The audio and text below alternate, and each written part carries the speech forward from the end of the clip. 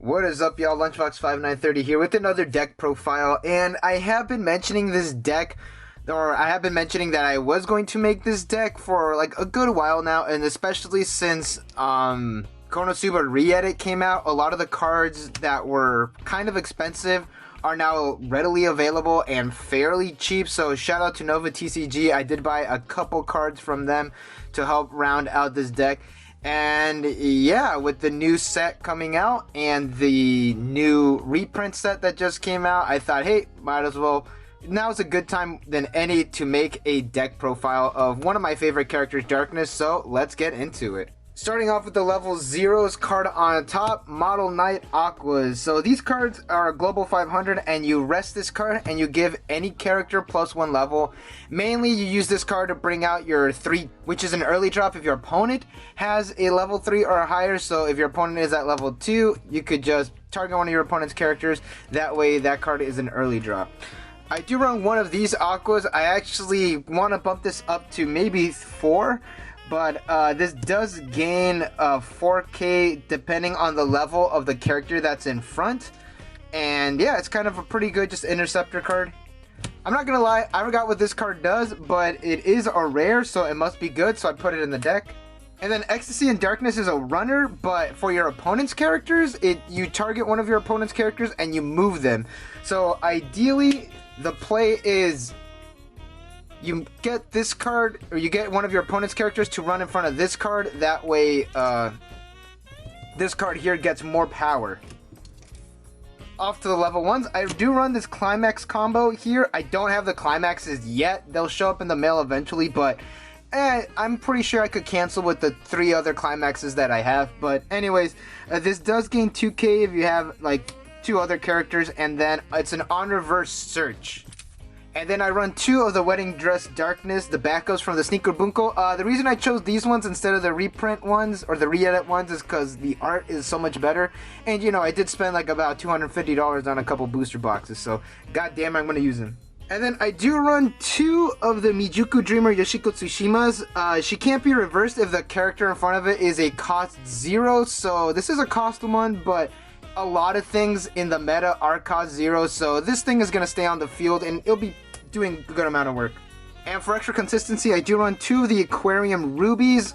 You know, on play, Digicard, top check 4, you add a music character. Unfortunately, there are no music characters. This is the only music character in the deck, but you know, it'll still get those mills. It's pretty good too. Then for Disruption, I do run 2 Crusher Balls. When your opponent plays a character, you could just, you know, tap one of your yellows, play this, and whatever is played will automatically be rested for the turn. That way you could attack over it. And then I do run 4 Ginyu Force Guldos.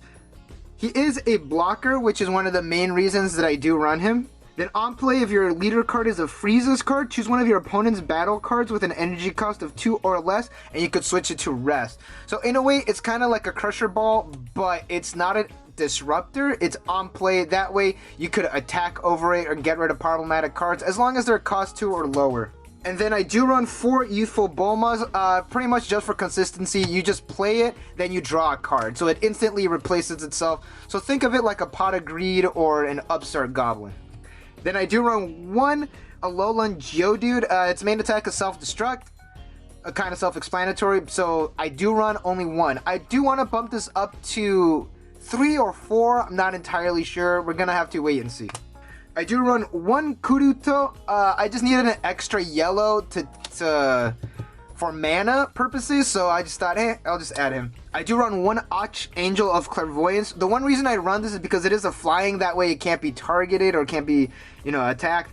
And on play, you top check your deck, and you just see what you're going to either draw, or if it's a Climax, you could use one of your Brainstormers. That way you could get rid of that Climax and get some pluses. Now off to the level 2s. I forgot what this card does, but I'm pretty sure it does something good. Then I do run 1 Black Mage, again from Final Fantasy III. Needed an extra standard unit, and I thought, hey, you know, might as well just add him. Now the next card I do run is Lunch, and from the first Beyblade set, when you play it, you gain 1 spin. That means you get pretty much an extra attack turn. Pretty broken in today's meta. And then I do run 3 Giant Ballparks, and to help with that, I do run 1 Metaverse, 1 terraforming, and I can't believe this isn't banned yet, but I do run 4 lucamines. So this way I do have 1, 2, 3, 4, 5, 6. I do have 6 different ways to get to Giant Ballpark. And then I do run 3 of the Darknesses. This card is one of my favorite cards of all time in Weiss Schwarz. It is an early drop if your opponent has a level 3 or higher. I do want to bump this up to 4, but you'll see with my level 3 line that there is not really enough room, and there is an alternative win condition as well. If you have 2 or more other characters, it does gain an extra 1k5 and targeting protection. And at the beginning of the drop phase, you pick a character and you can give it 4k, including itself, so that way it could stay on the field even longer. Then during this card's battle, if the damage you did not receive is not cancelled, you could pay 2, ditch a card, and you deal the same amount of damage that you received to your opponent.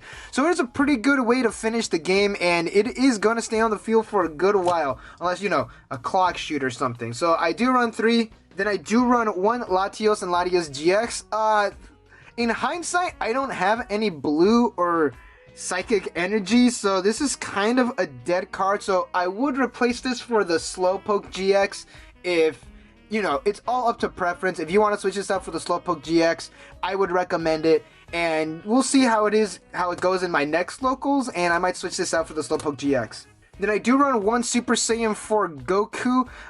He does only have 5k power, but when you play him, you have to swing him around the field like this. That way so he can power up and get his charge going. But, you know, still a good card and very, very shiny too. Lastly, I do run 1 MC Hammer. The bad thing about this card is that when this card gets sent to your waiting room, you lose all your money and you have to file for bankruptcy, and that is not a choice, and it is once per duel.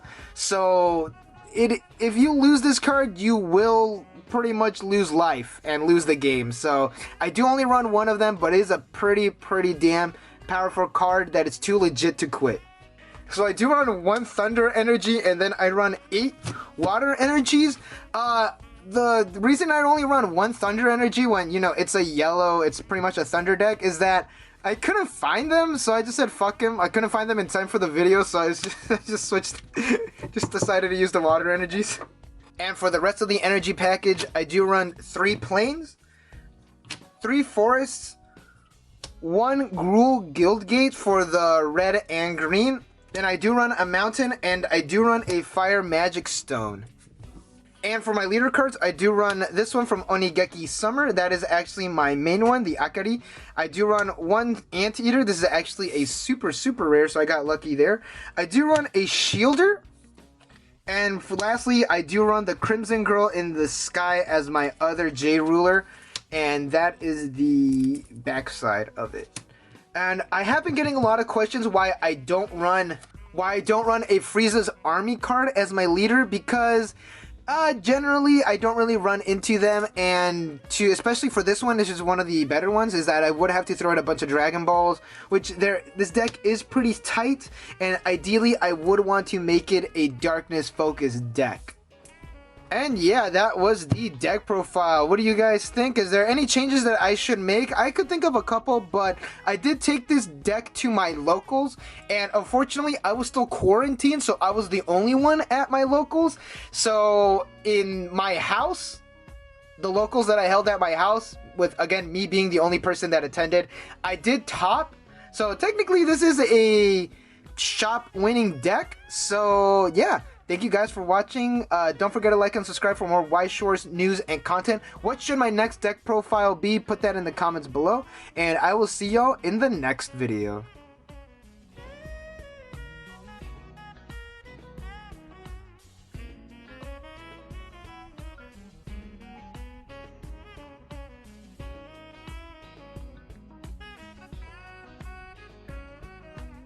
Lastly, I do run 1 NC Hammer. Okay.